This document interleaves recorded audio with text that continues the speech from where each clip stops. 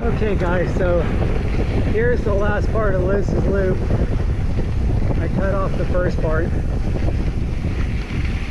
and just so I can get back home. I'm kind of hungry and I want to get to bed early so I can get up early. It's supposed to be even hotter tomorrow. I need to ride early, and it's going to be kind of shitty and smoggy tomorrow. At least maybe early in the morning it won't be that bad. I turn on my lights and you'll see why, because it's gonna get pretty dark here. Not so much on this trail, but the Al trail.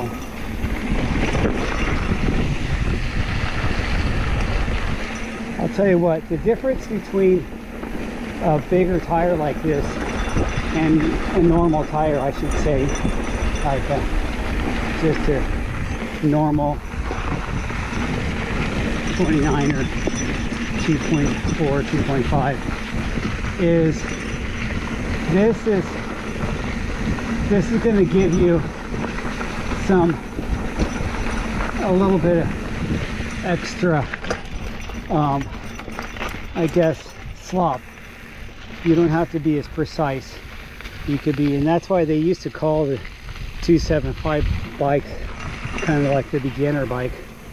And I'm okay with, 275 plus they would call that. I'm okay calling my bike a beginner bike. Call it whatever. And maybe that's why you see so many of those e-bikes with real big tires, because, you know, bigger tire is a little more stability. There's more traction, a little less teetering. You don't have to be as precise with your lines. You can kind of slop through them a little bit. So that's why they probably call it that. But there's also a thing called pull, and you'll notice that. I don't really notice it on these tires, but if I get a little bit bigger tire and a tire that's got a little more aggressive knob, you'll notice that when you get to a certain point that it feels like it kind of pulls to one side if you go into a turn or something like that, and you're turning your tire, not leaning it. It kind of grabs it. Now, you know, the better way to turn is leaning, not so much turning your steering wheel, or your handlebars. But the point is that, you see why I have the light on? The point is, if you're turning, if you're in the tight single track, you kind of have to turn your handlebars sometimes. It just depends on where you're at.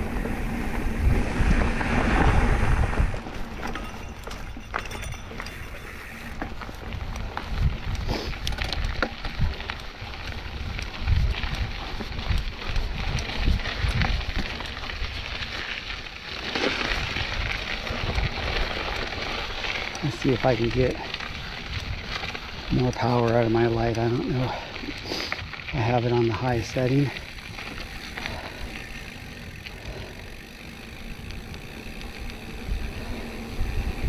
I think that's a high setting.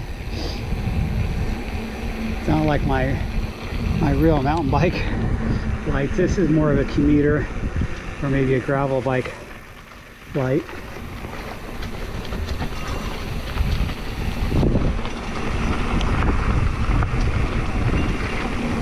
This trail, it'll get away from you. You gotta watch it.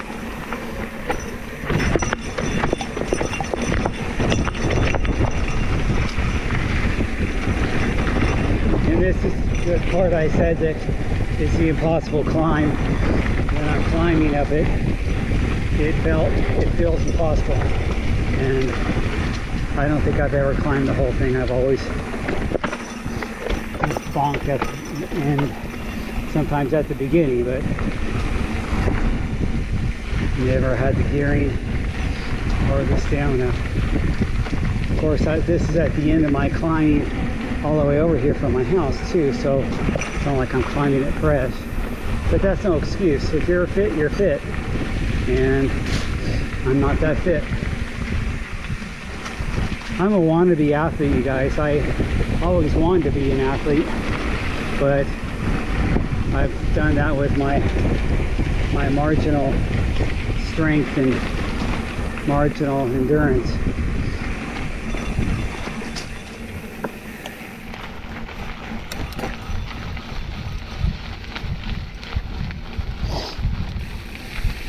But I have fun. I think that's the main thing. I've never been a racer. I did race a couple cross-country races and thought I was going to die, and thought, why am I torturing myself like this? Then I did a couple years actually of downhill racing. I love that because there's not that much pedaling. It was downhill. It was more about just having the courage to bomb down shit. And I did okay. I got third and fourth for my age category. I think I finished fourth overall. I never finished top 1 or 2.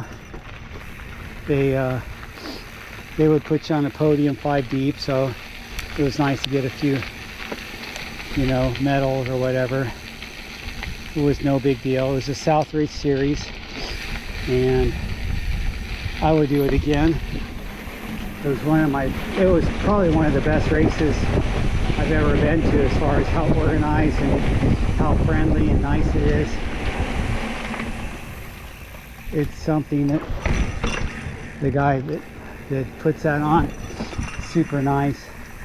He gets a good crew of people that are super nice and make that a really, really fun event to go to. They also have enduro racing, and I think they have they have cross country too.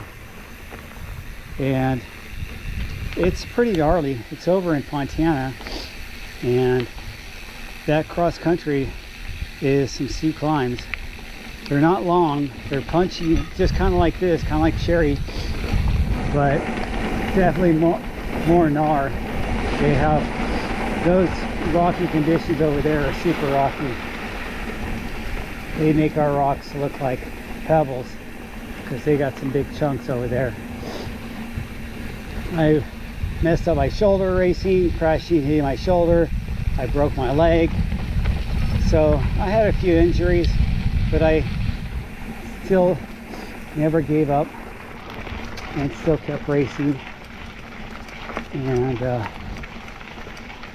had a good time. My wife doesn't want me to do it anymore. I would love to do it again. I don't know, maybe I will talk her into it and go out there.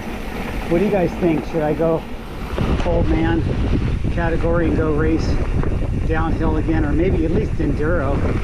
I'll take this thing enduro. With my big tires, I'm fine. Or I'll do they have single speed category. I'll do a single speed race. If I was going to do downhill, what I did downhill last time was I did it with my Foes all mountain bike, so 165 millimeter travel, and it was fine. It had the Fox 36 fork. That was plenty of fork for that course.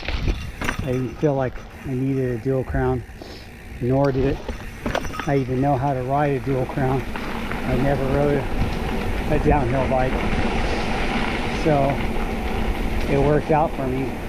And it was a bike that I could use for bike park and stuff like that. Of course, you can use a downhill bike for a bike park too. But it's a great course. I would do it again. I wouldn't mind having a 160, 170 travel all mountain bike. I don't know if I'd want a full-on enduro bike. I think that's a bit much, but just because I don't need that specific. I think a long travel trail bike would be the category I would get, and just put a 36.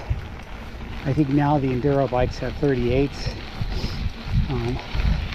Some of them have 36s too, but a lot of them have the new 38.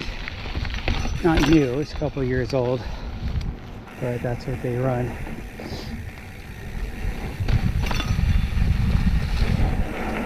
So we're almost done with this part.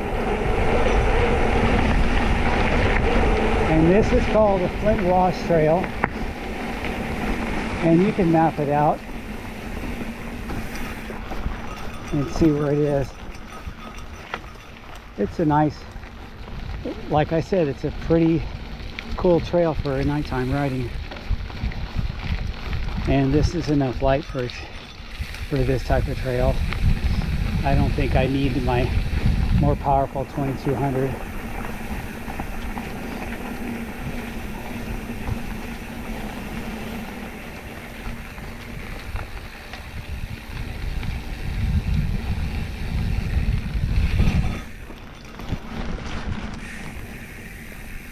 Listen to those Hadley hubs, as smooth as ever. All right, guys, this is it. I'm gonna finish this and get out of here and get back home and eat. Have a nice Independence Day, 4th of July